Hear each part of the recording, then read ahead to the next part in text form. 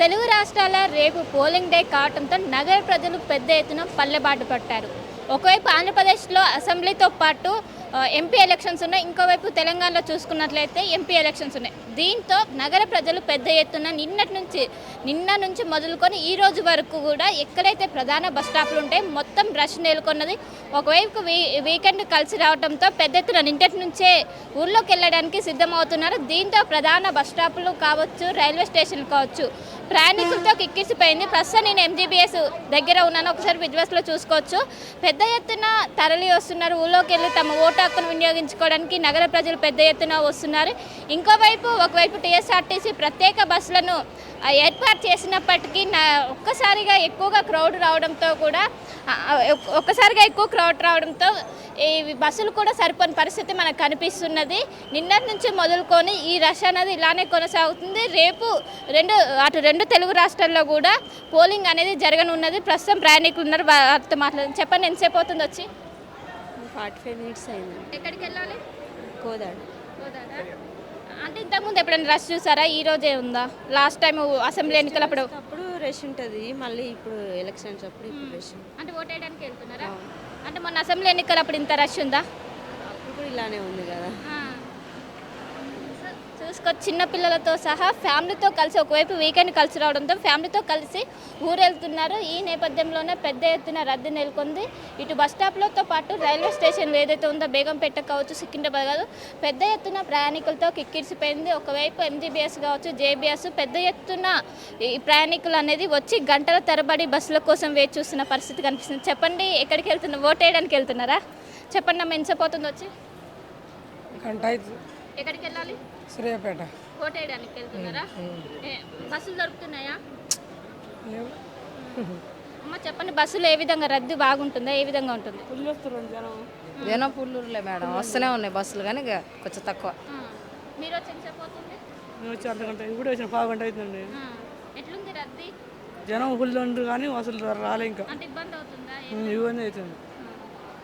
So చూసుకోవచ్చు, పెద్ద ఎత్తున ప్రజలు తమ ఓటుకు వినియోగించుకోవడానికి సొంత ఊళ్ళో పయనమారు. ఈ నేపథ్యంలో ఒకవైపు టీఎస్ఆర్టీసీ ప్రత్యేక బస్సులు ఒకవైపు ఏపీకి కావచ్చు, అదేవిధంగా ఏదైతే తెలంగాణలో ఉన్న పలు జిల్లాలకు ప్రత్యేక బస్సులను ఏర్పాటు చేసింది. అయినప్పటికీ సరిపోని పరిస్థితి కనిపిస్తుంది.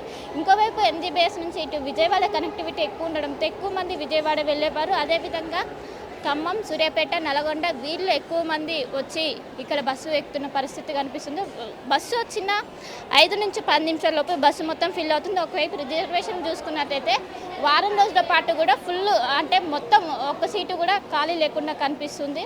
మనం చూసుకోవచ్చు, మొత్తం చిన్న నుంచి మొదలుకొని పెద్దవారి వరకు ప్రయాణికులతో బస్టాండ్ అనేది కిక్కిరిసిపోయింది. ఇంకా ఈరోజు సాయంత్రం ఇంకెక్కువ అయ్యే అవకాశం ఉంది. ఎందుకంటే రేపు 7 గంటల నుంచి పోలింగ్ ఉండే అవకాశం ఉండడంతో ఎక్కువ మంది కూడా వస్తున్న పరిస్థితి మనకు కనిపిస్తున్నది. ఇక్కడ మాట్లాడించే ప్రయత్నం చేద్దాం. చెప్పండి, ఓటు వేయడానికి వెళ్తున్నారా? ఎట్లా ఉంది రష్? చెప్పండి. ఫుల్ ఉన్నారు. ఎంతసేపు అవుతుంది వచ్చి? ఇప్పుడు పావుగంట అయింది. ఎక్కడికి వెళ్ళాలి? కోదాడ. బస్సులన్నీ రష్ ఉంటున్నాయి, రాగానే ఫుల్ అవుతున్నాయి. ఫుల్ అవుతుంది. సో ఈ విధంగా చెప్పుకోవచ్చు, వచ్చిన వెంటనే బస్సులన్నీ కూడా ఫుల్ అవుతున్నాయి. ఒకవైపు నగర ప్రజలు ఎవరైతే ఏపీ ప్రజలు కావచ్చు, ఎవరైతే తెలంగాణ నుంచి వచ్చిన వాళ్ళు ఉంటారో వాళ్ళందరూ వచ్చి ఇక్కడ వచ్చిన పరిస్థితి కనిపిస్తున్నది. మొత్తం మీద నగర వ్యాప్తంగా అన్ని ప్రధాన బస్ స్టాప్లన్నీ ప్రయాణికులతో కిక్కిరిసిపోయినాయి. ఒకసారి మనం విజువల్స్లో చూసుకోవచ్చు.